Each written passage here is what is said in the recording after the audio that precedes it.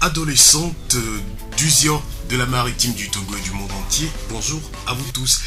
À l'occasion de la journée mondiale de la population, nous allons ce matin causer, échanger avec nos adolescentes et nos parents sur les nouvelles technologies de l'information, de la communication et les adolescentes. Donc disons adolescentes et nouvelles technologies de l'information et de la communication. Ce matin, je reçois dans ce studio Ega Bénédicte, élève en classe de terminale A au lycée TV1, Wadia Léa, élève également en terminale D au lycée de Davier, Emma Kalgora, élève au lycée TV1 en classe de terminale A, et pour les parents, messieurs Nomagno Pierre et monsieur TT, voilà, donc on sera tous ensemble autour de cette table pour pouvoir discuter de l'importance des nouvelles technologies de l'information, de la communication dans la vie de nos très chères adolescentes.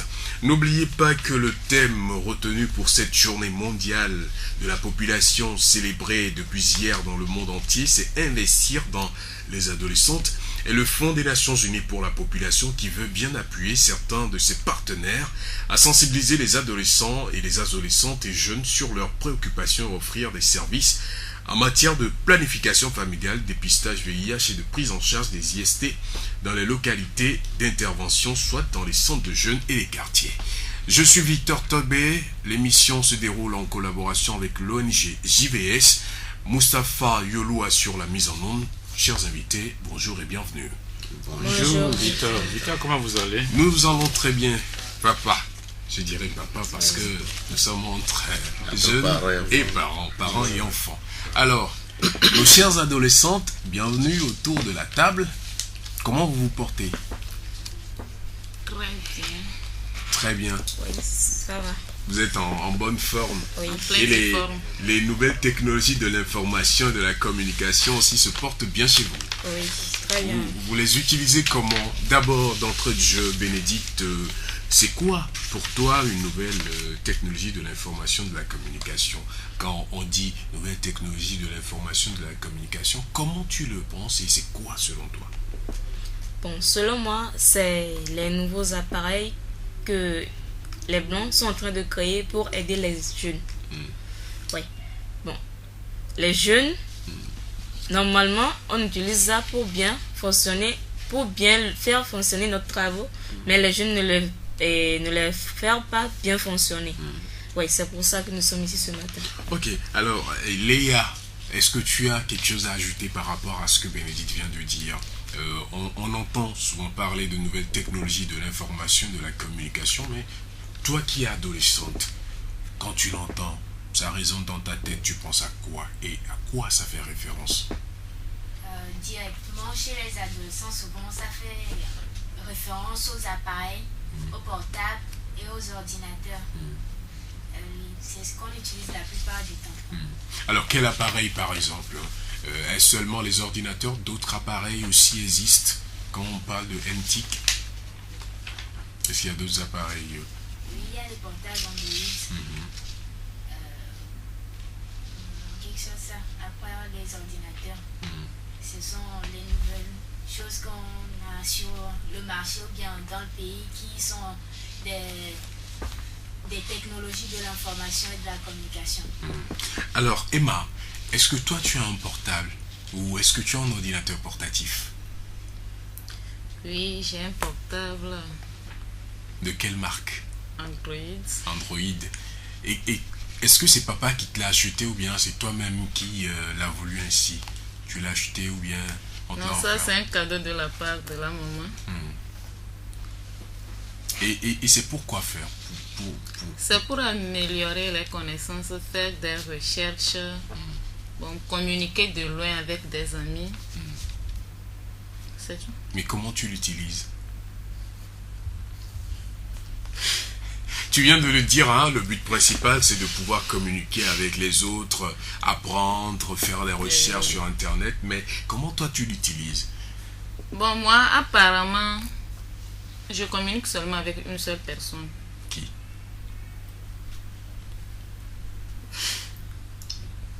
On est entre adolescents et parents, hein.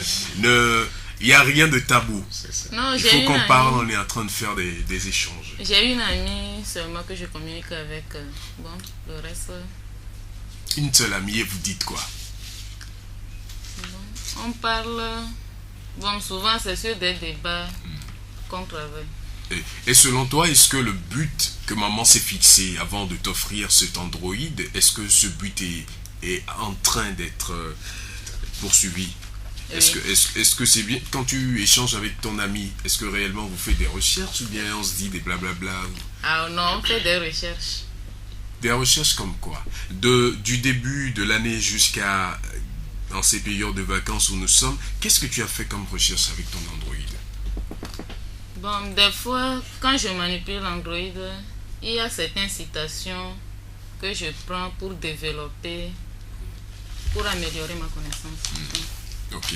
Alors Bénédicte, oui. Tu as un appareil, Oui. tu l'utilises juste pour faire des appels ou bien qu'est-ce que toi tu fais avec ton appareil? Oui, mon appareil, j'utilise seulement pour faire des appels et des SMS. Et des SMS. Oui. Quel genre de SMS tu envoies à tes amis? Bon, Qu'est-ce que vous souvent, vous dites? on fait les SMS concernant les jeunes gens. Bon, à pareil moment, on me demande si c'est nécessaire que les adolescentes sensibilisent les adolescentes. Bon, selon les jeunes, ils ont dit que on doit avoir les personnes âgées pour sensibiliser les adolescentes. Parce que si c'est adolescentes sensibilisent adolescentes, et il n'y aura pas de sérieux dedans. Donc, on doit avoir des personnes âgées qui peuvent parler comme parents, enfants, ou soit grand frère, enfant. Là, il y aura un peu de sérieux. Alors toi tu mets du sérieux dans la communication que tu fais avec ton appareil. Oui. C'est ça, non? Oui. Uh-huh. Comme c'est pas Android.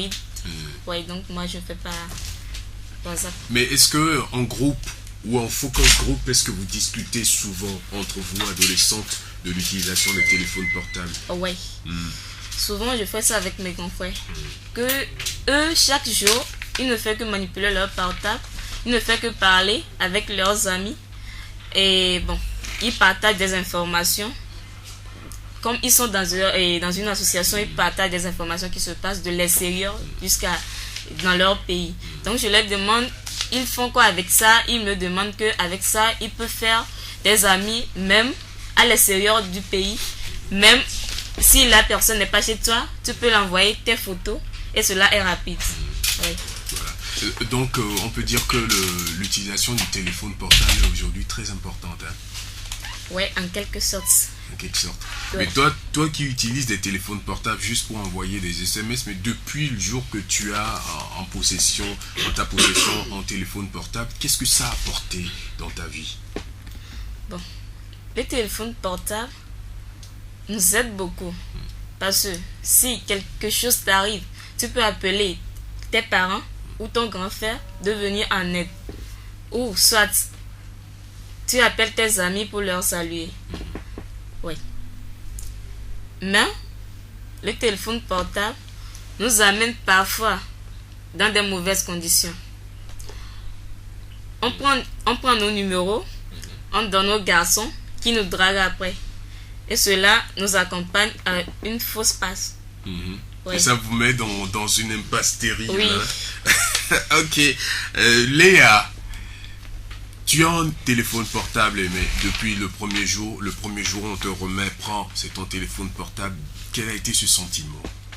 Et comment tu te sens en l'utilisant aujourd'hui? Je pourrais dire bien. Parce que ça m'aide à garder le contact avec les parents. Même de loin, je peux les appeler, les contacter. Les amis aussi, des camarades que j'ai hors de la ville. pour parler des études, s'ils ont des épreuves, des trucs qui peuvent me passer. Comme ça, juste pour garder la communication avec eux. Et le téléphone t'a apporté quoi concrètement? En bien ou en mal? Je dirais en bien. Oui. Parce que vu que j'ai déménagé, je peux garder le contact et il m'aide à apprendre s'il y a des nouveaux trucs. Il y a des camarades qui m'appellent pour me renseigner, me dire que tu sais quoi, il y a cette épreuve, il y a ce livre, tu l'as eu. Donc, moi je dirais en bien. En bien. Et quitte le portable, est-ce que ce portable, d'aucuns le disent le plus souvent qu'avec un téléphone portable, on joue au désintéressé quand on est en face de quelqu'un, surtout quand on le manipule, surtout quand on est en communication sur WhatsApp par exemple avec quelqu'un qui est à l'extérieur, on oublie qu'il y en a quelqu'un à côté. Est-ce que ça t'arrive souvent quand tu es avec ton téléphone portable, quand tu utilises ton téléphone portable et ta maman est à côté, quand on te parle, est-ce que tu écoutes ou bien est-ce que ça t'emporte? Quand on dit t'emporter, c'est en quelque sorte, il y aura des moments, moi je ne me fixe pas trop sur le téléphone, c'est juste pour prendre des appels, écrire des messages. Mais bon, j'ai des moments où je peux prendre l'appareil et manipuler. Des temps où il faut avoir l'esprit à la maison. Et à ce moment précis où tu manipules ton téléphone portable, qu'est-ce qui se passe autour de toi? Est-ce qu'on s'oublie, on oublie les autres? Quel est ce facteur qui agit? Disons que la plupart du temps quand on manipule les portables, on est souvent concentré. Voilà. Il y a tout l'esprit qui va, on veut être rapide, tout savoir. Donc, la plupart du temps, tout ce qui nous entoure, c'est le vide. Et comment toi tu le trouves, ce vide qui t'entoure en ce moment, qui fait parfois éloigner de nous les gens qui sont proches? Je me dis que c'est pas bien, c'est mal parce que c'est vrai, il faut garder la communication, mais déjà qu'on a des gens à côté, eux aussi ils sont importants, il faut les adresser la parole et tout ça quoi. Voilà. Nous allons rapidement nous engager dans une autre étape, l'utilisation du téléphone portable à l'école. Donc ça qui fait aussi partie des nouvelles technologies de l'information, de la communication. Est-ce que vous transportez vos téléphones à l'école? Emma? Bon, moi je dirais non, parce que le portable n'est pas fait pour l'école. Mais la plupart des jeunes aujourd'hui ont leur portable dans les sacs. Même en plein cours, tu vas les voir sous les bancs en train de faire WhatsApp. Et puis ils oublient ce que le professeur fait. Et quelles conséquences peut découler de cette manière de faire? Bon, ils ont beaucoup de conséquences. Peut-être à la fin de l'année, c'est l'échec qui les attend. Bon, ils perdent leur langage. Et puis, ils ont leur idée basée sur le portable, ce qui les amène à faire des bêtises de n'importe quoi. Bon, en tout cas, c'est tout. Est-ce que Léa a quelque chose à ajouter par rapport à ça, quand on amène le téléphone portable à l'école? Non, pas vraiment, à part que ça empêche de suivre le prof. Et ça, c'est que même si vous êtes en classe, votre esprit sera ailleurs. Parce que vous direz quand est-ce qu'il va sortir pour que je puisse écrire à tel, ou bien quand est-ce qu'il va disparaître pour que je puisse appeler tel. Donc la plupart du temps, on est à l'école, mais on n'est plus à l'école, on a la tête carrément ailleurs. Emma vient de le dire, cette manière peut conduire facilement à un échec à la fin de l'année. Et cet échec, qu'est-ce que ça peut entraîner tout au long de votre vie? Quel est l'impact sur la vie de l'étudiant quand on est trop habitué, trop concentré à utiliser son téléphone portable? On dit souvent une année de perdu, c'est beaucoup d'argent pour le pays. Donc, cet échec, disons, ça peut-être que si vous aviez réussi cette année, il se peut que vous fassiez quelque chose, ou bien il y avait une chance qui vous attendait. Donc, le fait d'avoir échoué, vous l'avez raté. Et aussi, dans la vie quotidienne, vous êtes habitué au portable. Et même si après l'échec, vous réussissez et que vous partez, c'est que l'école nous apprend à être concentré, à pouvoir rester, à pouvoir tenir dans certaines salles, dans certains endroits. Mais le fait du portable vous permet, fait de telle enseigne que vous êtes distrait. Dans la vie courante, tout ce qu'on fait, c'est en quelque sorte que vous êtes distrait, vous n'avez pas l'esprit sur place. Donc, dégâts qui sortent ça. C'est beaucoup de dégâts. Alors, nous allons maintenant vous laisser, vous allez prendre un peu d'air et nous allons nous tourner vers les parents parce que nous sommes ensemble, mais on aura au moins quelques minutes à vous laisser. Vous allez échanger entre vous, adolescentes et parents, sur les nouvelles technologies de l'information et de la communication. Eux aussi vont vous poser des questions, vous allez leur poser des questions et ensuite on aura à finir. Donc, vous allez vous reposer. Alors, monsieur Tété, vous êtes enseignant et vous avez devant vous vos enfants, hein, des adolescentes. Comment, vous, en tant que parent, comment vous trouvez cette situation aujourd'hui, l'utilisation du téléphone portable? Bien, merci monsieur Victor. Et à vrai dire, l'utilisation des portables aujourd'hui est aussi nécessaire. Mais il faut dire aussi que c'est une arme à double tranchant. C'est le temps, c'est l'éducation. Cela participe aussi à leur éducation, mais il va falloir que les parents prennent aussi leurs responsabilités. Il faut un suivi dans cette utilisation des portables. Donc les parents ont le devoir de faire leur suivi pour pouvoir les accompagner. Parce que quoi qu'on dise, les portables ne sont pas aussi, l'utilisation des portables ne sont pas aussi négatives. Donc elles sont aussi... Les téléphones portables ne sont pas aussi négatifs, mais vous, en tant qu'enseignant, quelle serait votre réaction à l'école quand vous surprenez un élève en train d'utiliser un téléphone portable en plein cours? Oui, c'est vrai. Et vous voyez, il faut utiliser des choses à des temps bien donnés. Et à l'école, il y a un emploi du temps que l'élève doit suivre. Donc, à partir de cet emploi du temps, l'élève doit suivre les activités prévues pour la journée. Donc, il ne pourrait pas, en ce moment, comme ce n'est pas permis d'utiliser le portable, puisque même d'ailleurs, le règlement intérieur a tout situé, donc l'élève sait qu'à ce moment précis, il n'a pas utilisé le portable. Et lorsqu'on surprend un élève en train d'utiliser un portable au moment du cours, eh bien, on lui applique la règle. Alors, monsieur TI, à quel moment il faut utiliser un téléphone portable? Quand et où utiliser? Oui, enfin, si c'est à l'école, bon, l'élève peut être autorisé à utiliser le portable, peut-être pas dans la récréation, mais c'est sous permission. C'est-à-dire, on doit savoir ce qu'il veut dire. Est-ce que c'est peut-être qu'il y a des parents qui demandent à communiquer avec leur enfant à des moments précis. Et ils nous appellent, ils disent, ok, monsieur le directeur ou bien monsieur le professeur, à tel moment j'aurais besoin de mon enfant pour tel message. Permettez-moi que je puisse communiquer avec lui. Donc on lui dit, bon, pas de récréation à telle heure. Et le l'élément suit. Si ce n'est pas aussi privé que ça, donc on peut le faire suivre par un titulaire de classe ou alors par le suiveur. Mais parfois le directeur l'assiste. Oui. Ok. Monsieur Nomagno Pierre, vous êtes parent d'élèves, vous êtes également éducateur. Aujourd'hui, votre enfant qui revient de l'école et qui n'est pas parti de la maison avec un téléphone portable, qui revient avec, votre première réaction? Merci Victor. Avant de répondre à votre question, vous me permettrez de dire un mot sur le débat qui anime les parents aujourd'hui sur le portable. Nous allons y revenir. Très bien. Oui. Et mon enfant qui arrive à la maison avec un portable, il faut que je connaisse celui qui lui a fait cadeau de ce portable.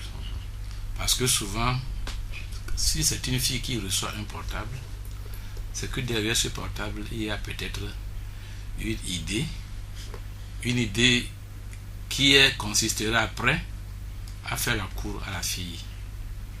Donc je crois que lorsque la fille vient, il ne faut pas s'alarmer, il ne faut pas faire des problèmes. Tranquillement, vous appelez la fille, vous discutez et elle vous dit celui qui lui a fait ce beau cadeau. Et c'est que moi j'irai jusqu'à la personne pour la remercier et simplement lui retourner son portable. Et maintenant revenons sur ce débat qui anime les parents. Oui, je me souviens d'une assemblée générale des parents à laquelle j'ai assisté où le problème avait été posé par le directeur. Oui ou non, faut-il des portables à nos enfants à l'école? Le débat a été très chaud. Mais je leur ai dit, camarades, il faut dépassionner le débat. Parce que moi, un jour, j'étais en mission à l'intérieur du pays. Ma fille était à l'université à Lomé. Elle a été victime d'un accident. Elle a été renversée par une moto, elle ne pouvait pas marcher. Et un passant qui l'a vue lui a demandé, ma fille, est-ce que tu as un portable? Elle dit oui. Et il lui prend le portable, il dit, mais qui je vais appeler pour signaler ton accident? Il dit, appelle-moi papa. Papa est sur votre liste de contacts. Elle dit oui. Donc, le monsieur prend l'appareil. Moi, j'étais au fond. Je reçois l'appel que votre fille a fait un accident de la circulation. Elle est au CHR de Tocoin. Et le monsieur a raccroché. Donc, rapidement, je me suis mis en route pour Tocoin. Est-ce qu'à partir de là, on peut dire que le portable n'est pas nécessaire? Voilà. Le portable peut-être a sauvé la vie de ma fille. Donc le portable, en fait, c'est une bonne chose, mais c'est l'utilisation que nous en faisons qui est mauvaise. Donc le jour-là, j'ai convaincu beaucoup de parents, mais certains parents ont juré qu'ils ne vont jamais acheter un portable à leur fille. C'est là où c'est ce qui m'amène à vous poser cette question. À quel âge faut-il un téléphone portable et dans quelles conditions il faut avoir un téléphone? Personnellement, je crois qu'à n'importe quel âge, déjà au collège, à 11-12 ans, l'élève a droit à son portable. La fille qui prend son portable, il faut la préparer à l'utiliser. Voilà. Il faut l'accompagner. Et je reviens toujours sur mon sujet de communication en famille. Il faut discuter avec la petite. Ma fille, est-ce que tu as besoin d'un portable? À quoi ça peut servir? Et si je cite cet exemple précis qui m'est arrivé à moi, ma fille qui a été victime d'un accident à Lomé, moi j'étais à l'intérieur du pays, je crois que n'importe qui peut voir l'importance. Donc, il appartient aux parents de discuter avec la fille et de lui montrer le bon usage qui peut être fait avec le portable. Est-ce que dans ce cas précis, il faut avoir des règles? Est-ce que le parent doit, monsieur TI, est-ce que le parent doit normalement faire, disons, on doit surveiller l'enfant, ce qu'il envoie? Puisque la dernière fois, il y a un parent aussi qui se plaignait que c'est comme ça, il a juste pris, c'est parce qu'il n'avait pas de crédit dans son portable, mais il en a mis sur le téléphone de son enfant, et c'est en voulant voir la messagerie qu'il a constaté qu'il y a un message qui est venu à son enfant en pleine nuit, un message d'amour. Mais comment dans cette situation pareille, comment le parent doit gérer? Oui, c'est très bien, merci beaucoup. Je crois que je l'ai dit au départ, que l'enfant doit être préparé. L'enfant doit être préparé et puis suivi. Oui. Et quoi qu'on dise, le téléphone, c'est un moyen de communication. On ne peut pas interdire à l'enfant de communiquer avec cela. Maintenant, comment en faire l'utiliser? C'est ça. Donc, le parent à la maison déjà, comme vient de le dire M. Nomagnon, que le parent s'asseye avec sa fille, qu'il discute, qu'il voit l'utilité du portable. Qu'est-ce qu'il faut en faire? Comment il peut gérer ce portable de manière à tirer profit? Vous voyez, il faudrait que les parents montrent les inconvénients et aussi bien les avantages du portable déjà à l'enfant à la maison. Mais ça ne suffit pas. Donc par un moment, le parent peut retirer le portable, fouiller, voir à peu près les types de messages. Mais si même il est surpris par un message d'amour, le parent doit pas tiquer. Il faut l'accompagner. Voilà le message que je viens de recevoir. Et qu'est-ce que tu en penses? Vous l'écoutez, l'enfant développe son idée. Ah, papa, voilà ceci, j'ai vu cela, peut-être à partir de tout ce qu'il aurait vu, peut-être dans les films, les pornos et tout ça là. L'enfant, en l'écoutant, vous saurez par où le prendre. Oui. Et une fois, vous lui donnez des directives, vous lui donnez des conseils, sans être aigri, vous l'accompagnez jusqu'à ce qu'elle prenne conscience. Parce que le parent doit amener justement l'enfant à prendre conscience de son avenir, savoir qu'elle a de la valeur, comment gérer cette valeur de manière à ce qu'elle devienne une personnalité aussi acceptable demain. Le parent a ce devoir. Auditeurs de Radio Horizon, je vous rappelle que nous parlons ce matin de adolescentes et les nouvelles technologies de l'information et de la communication. Vous pouvez nous appeler sur le 23 35 41 44, le 91 24 24 65 et le 98 60 98 62 pour donner vos points de vue sur l'utilisation des téléphones portables surtout, puisque c'est au centre des nouvelles technologies de l'information et de la communication aujourd'hui. Et je vous rappelle que nous avons dans ce studio 3 adolescentes, Ega, Bénédicte et Emma Kalgora qui sont élèves en classe de terminale A au lycée 1 et Wadia Léa qui est en terminale B au lycée de Davier. Et nous avons également deux parents, messieurs Nomagno Pierre et Tei Tété, qui sont également enseignants. Donc, alors, nous sommes à vous, chères adolescentes. Une fois de retour à la maison, vos téléphones portables, mais il faut réviser aussi. Comment vous faites ça? Comment vous arrivez à gérer ce temps de révision et l'utilisation de vos téléphones portables? Selon moi, pour bien apprendre, arriver à la maison, il faut d'abord éteindre son portable, bien apprendre, après tu peux l'allumer, ou si possible, tu mets ton portable en silencieux, tu ne le touches pas, après avoir révisé tes leçons, tu le prends. Est-ce que tu es sûr aujourd'hui que le téléphone soit sous silencieux à côté et tu révises, il y a la lumière quand tu appelles, ça s'allume là? Oui, il y a ce problème aussi. Oui, ça déconcentre. Ça déconcentre même. Et donc pour toi, quelle est la meilleure solution dans ce cas? C'est de l'éteindre. De l'éteindre, oui. Tout simplement. Oui. Ok. Léa, Bénédicte a dit qu'il est important d'éteindre le téléphone quand on fait la révision, quand on apprend. Et comment toi tu trouves ça? Je pense que c'est la même chose quand même. Lorsqu'on veut apprendre, c'est obligé d'éteindre. Parce que vous gardez ça allumé, même sur silencieux. Peut-être il se peut qu'en ce moment-là, il y ait quelqu'un qui veut appeler. Donc ça peut s'allumer. Et là, vous êtes déconcentré parce que vous allez vous demander qui ça peut être. Et si c'est un message, vous êtes obligé de répondre. Et vous oubliez le cahier. Emma, est-ce qu'il t'est une fois arrivé qu'en pleine révision, tu reçois un message ou un appel? Quand ça vient, comment tu es arrivé à gérer? Comment tu t'en es sorti? Bon. En pleine révision, il se peut que l'appareil sonne, tu es déconcentré. Bon, tu es obligé de répondre à l'appel. Et tu oublies le cahier. Une fois déjà reçu à l'appel, tu oublies carrément le cahier parce que tu as tes idées sur le message qui a été envoyé. Tu es obligé de répondre et puis là, c'est fini. Il t'est une fois arrivé de vivre ça? Si. Et comment tu t'en es sorti? Est-ce que ça a été l'aide d'une baguette magique ou bien comment? Ah bon?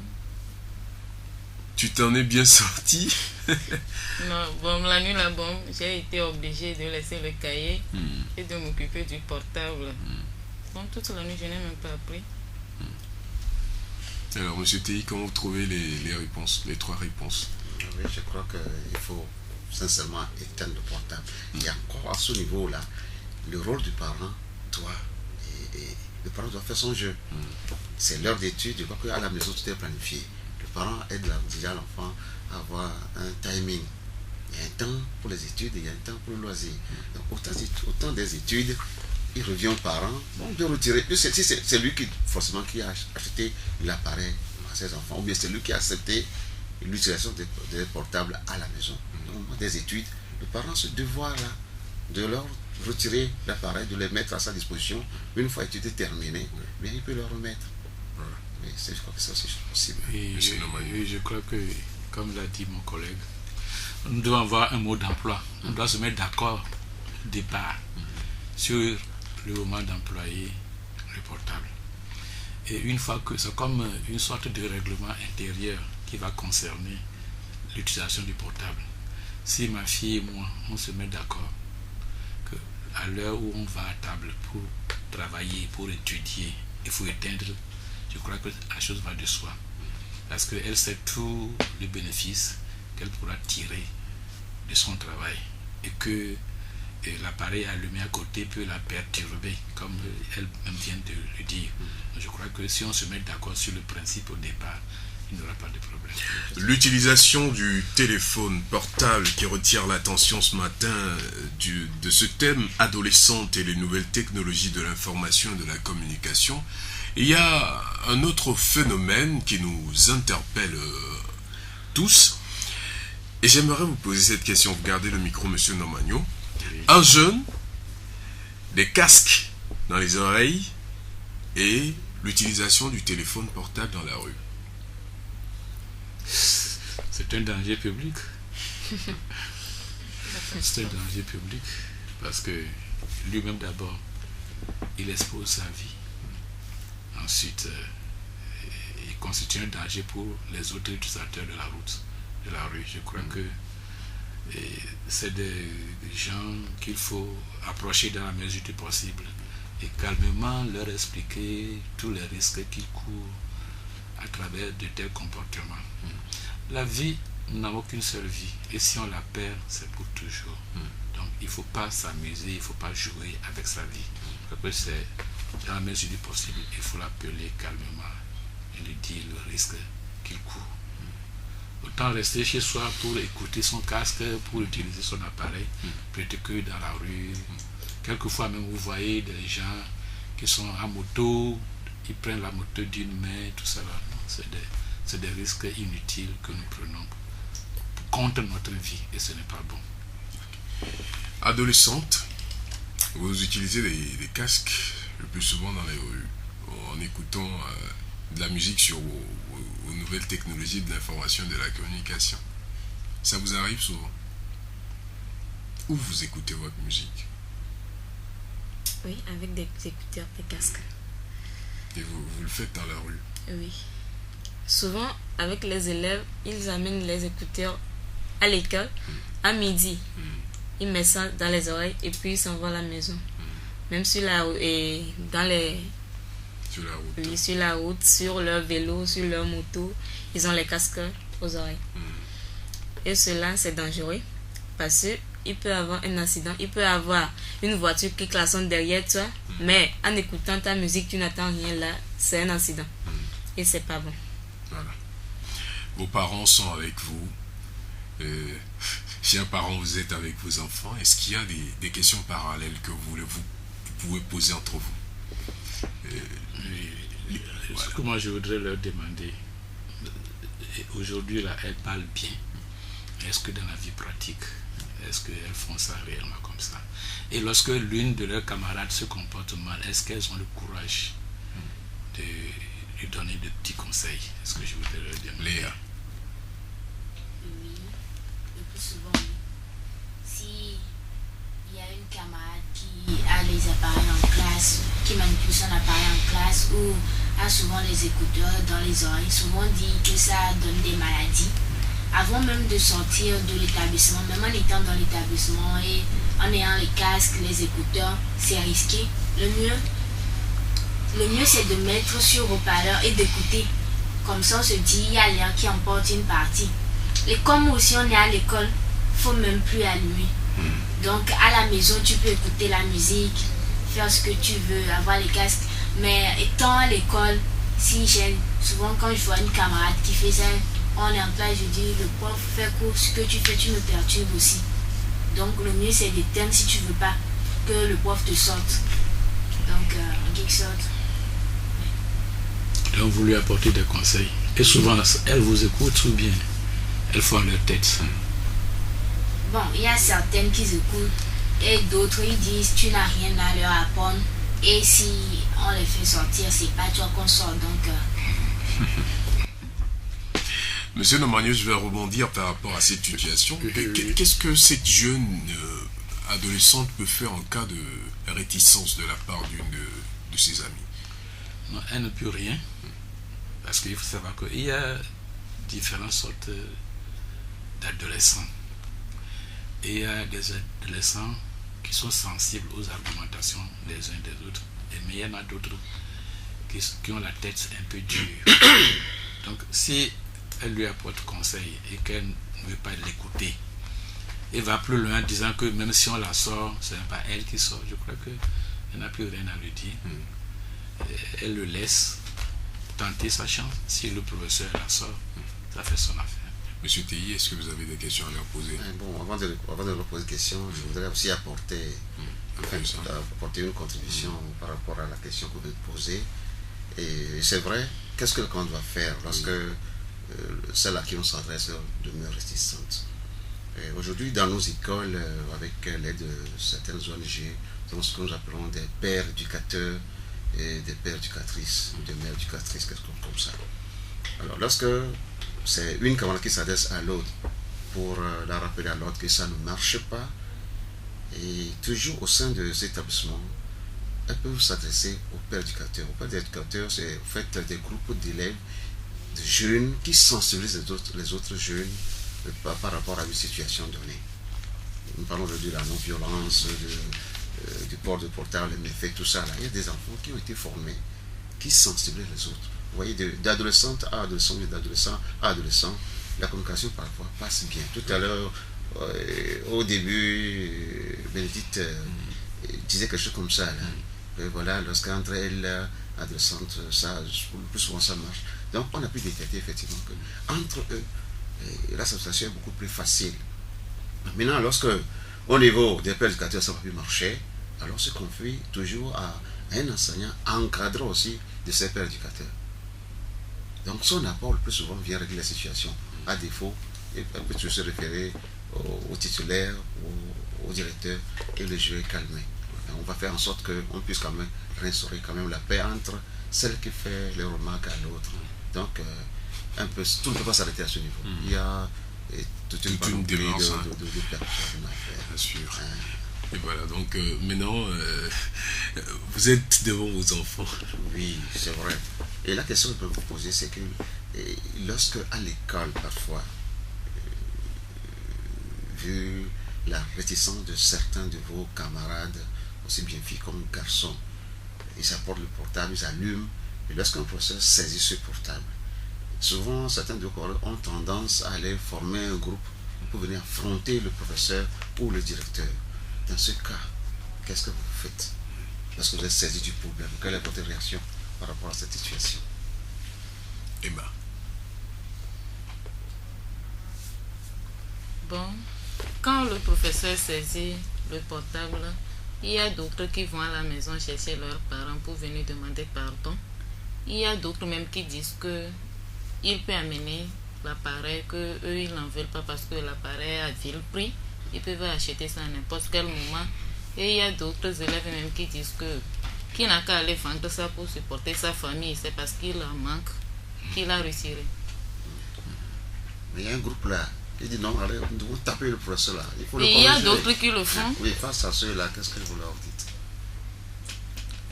Bon, au fait, ils ont tort. Mais face à la génération et puis ce qu'ils font sur les appareils et ce qu'ils entendent de pas, c'est ce qui les pousse à faire des bêtises. Donc, nous, notre rôle, c'est de leur demander de se calmer et d'aller demander pardon au professeur pour qu'on leur remette l'appareil. Et donc, si on comprend bien, dans vos établissements, vous avez des groupes d'éducation, de sensibilisation. Oui. Et qu'est-ce que vous faites? Au lycée de Davier, par exemple, qu'est-ce que vous faites? Un auditeur en ligne? Allô? Allô? Auditeur, bonjour. Bonjour. Nous avons l'honneur à... C'est Philippe. Ok. Monsieur Philippe. Bonjour. J'aimerais vous féliciter Oui. par rapport à l'émission. Le problème actuel des jeunes, c'est le fait d'utiliser ces nouvelles technologies de l'information et de la communication pour faire des inutilités. Oui. Par exemple, soit c'est de changer de quartier, les filles aussi, les garçons, sont utilisés sur le site pornographique. Oui. Qu'est-ce que ça les apporte aujourd'hui? Je souhaiterais que vous puissiez un peu discuter de ça. Parce que ça contribue énormément à faire reculer la jeunesse. Merci et bonne émission. Ok. Merci beaucoup. Merci beaucoup. Nous avons noté et je pense que Emma va essayer de répondre à la question qu'on lui a posée avant de pouvoir rebondir là-dessus. Donc, nous demandions tout simplement, Emma, ce que vous faites dans votre lycée en tant que père éducateur. Bon, en tant que père éducateur, nous sommes censés mobiliser les jeunes Bon, on les conseille, par exemple, la plupart des filles, et puis nous avons des bons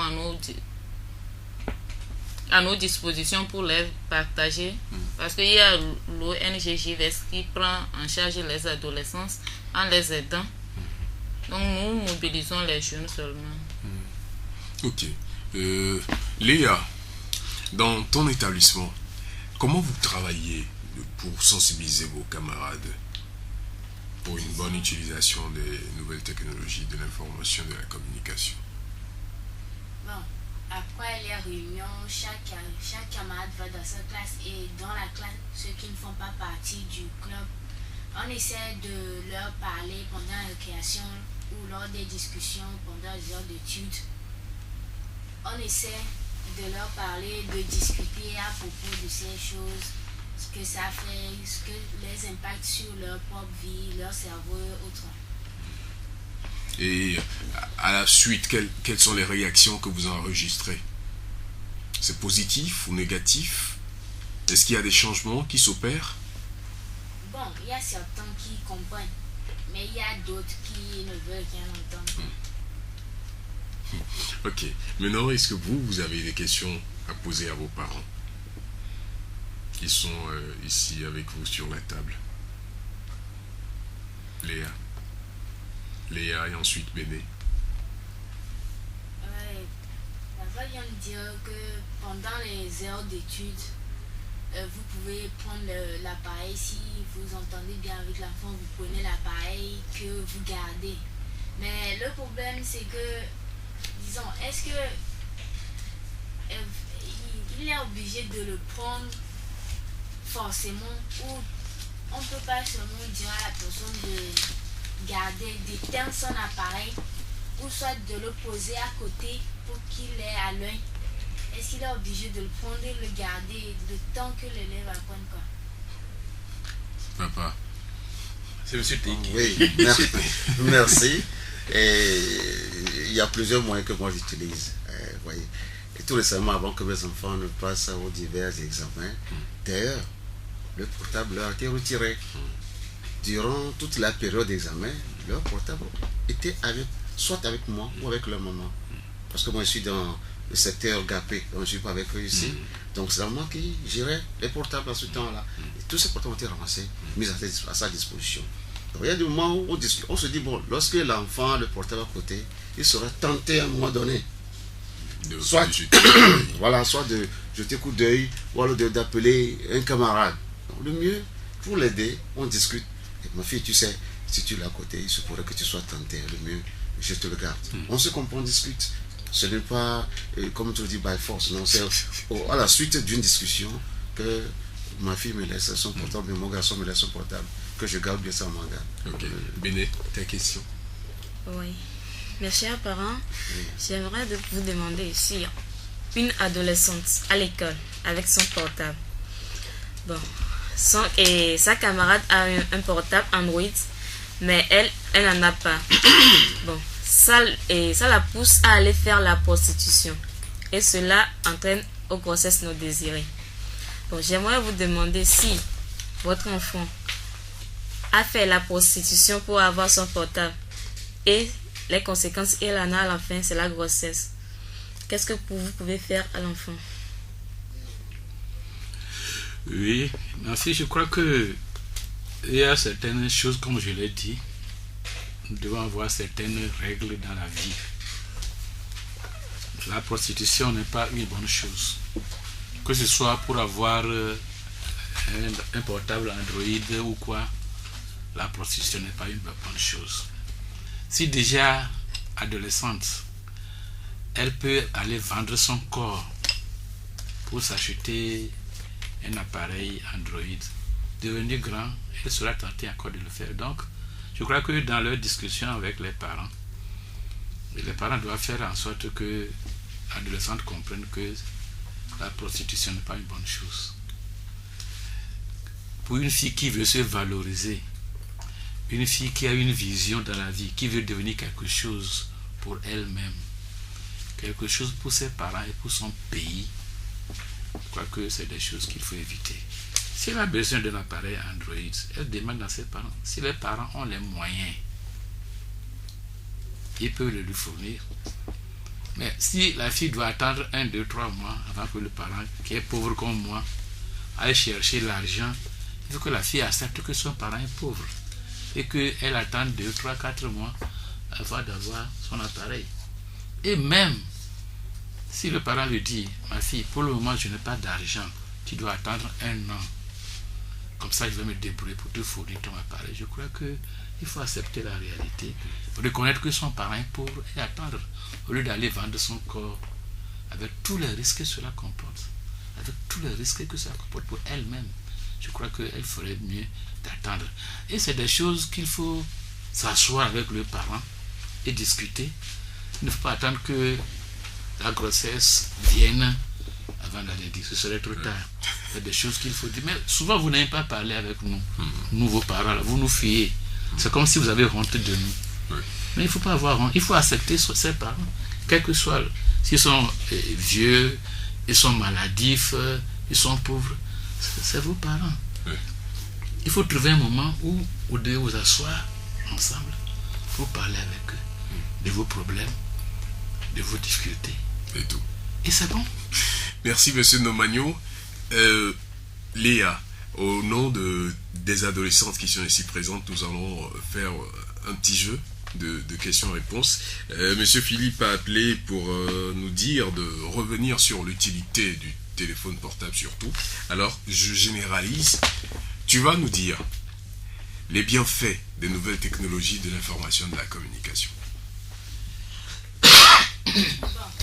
En gros, même la définition dit la communication. Donc, ça nous permet de nous renseigner la plupart du temps, de garder le contact avec des personnes et qui sait de faire des affaires aussi. Et quels sont les méfaits? Les méfaits, c'est que la jeunesse même n'utilise pas ces nouvelles technologies à bon escient.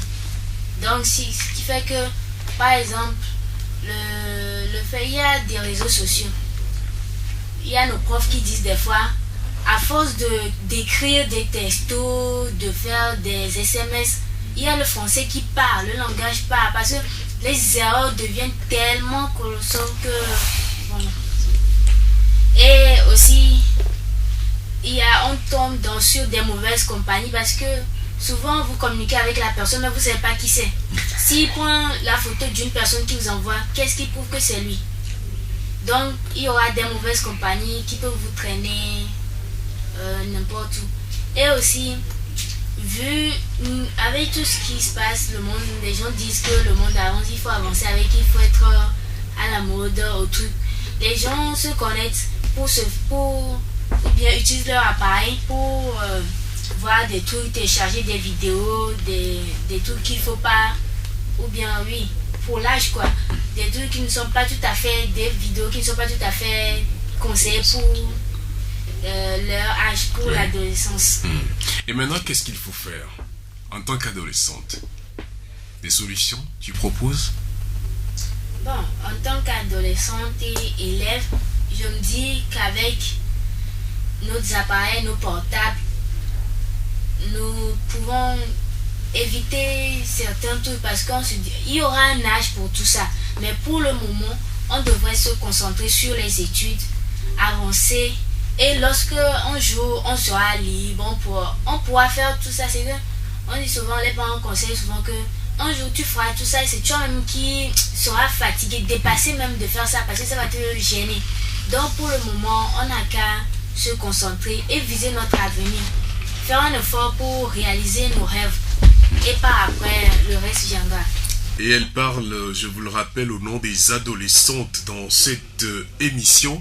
Elle a dit les bienfaits, les méfaits et des approches de solutions dans l'utilisation des nouvelles technologies de l'information et de la communication. Monsieur Nomagno, en 30 secondes, un message à l'endroit de vos enfants. Oh, pour nos chers enfants, nos chers adolescentes, je voudrais les supplier de ne pas mettre les charrues devant les bœufs et de faire en sorte que, au moment où ils sont encore sur les bancs, de s'attacher à leurs études pour préparer un bel avenir pour elles-mêmes et pour leur famille. Ok. Monsieur Tei? Oui, je crois que c'est ça. Il faut que nos jeunes comprennent la situation. Ils savent que tout vient et à des moments beaucoup plus précis. Dans la vie, on est amené à progresser. Le portable Android qui peut pas acheter aujourd'hui, peut l'acheter une fois le diplôme obtenu. Ils n'ont qu'à accepter la situation familiale, se concentrer sur leurs études, écouter et pratiquer les conseils des parents, des professeurs, des personnes âgées. Leur avenir est garanti. Ils n'ont qu'à se savoir qu'elles ont de la valeur et avoir une vision, atteindre cette vision, c'est ce qui est de plus important. Auditeurs et auditrices de Radio Horizon, je vous rappelle que ce matin, nous avons parlé des adolescentes et les nouvelles technologies de l'information et de la communication. Et autour de cette table, nous avons échangé avec Ega, Bénédicte, Wadja, Léa, Emma, Kalgora, qui sont toutes élèves en classe de terminale A et D. Et nous avons également reçu messieurs Nomagno, Pierre et Tei, Tété, qui sont tous enseignants et parents d'élèves. La présentation de cette causerie a été faite par Victor Togbe. Mustapha Yolo a assuré la mise en onde. Merci à l'ONG JVS et au Fonds des Nations Unies pour la population qui ont appuyé la réalisation de cette émission. Merci également à Radio Horizon. La causerie va se poursuivre au centre des jeunes de JVS qui est à Davimodi. Vous êtes adolescente, vous êtes adolescent, poursuivez les discussions entre vous, causez avec vos parents à la maison et nous allons de fois trouver une bonne entente, de bonnes solutions. Utilisez les nouvelles technologies de l'information et de la communication à des fins utiles. Surtout, bonne suite pour vos études et surtout courage, chères adolescentes. Merci beaucoup. Merci Merci beaucoup, Victor. Au revoir. Bon service. Merci. Habló de